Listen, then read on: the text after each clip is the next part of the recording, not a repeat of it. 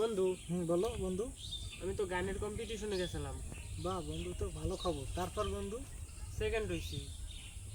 বন্ধু আমি জানতাম তুমিই পারবে একদিন বন্ধু, তোমার যে গান গাওয়ার স্পিরিট আমি জানি ভাই। একটা কথা কও দিই বন্ধু, কি? তোমরা কয়জন ছিলা কম্পিটিশনের? 2 জন ছিলাম। তুমি সেকেন্ড হইছো, চারজন কি হয়েছে? একজন ফার্স্ট হইছে। ফার্স্ট হইলো কেমন? হ্যাঁ, এই গান না গাইয়েই ফার্স্ট হয়ে গেছে। তোমার গান শুনছি।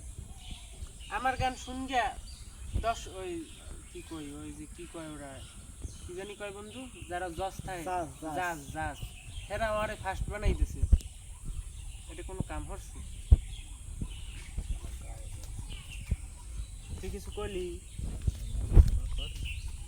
বন্ধু? তুই কিছু আমারে কর। না না বন্ধু, তুমি খুব সুন্দর গাও।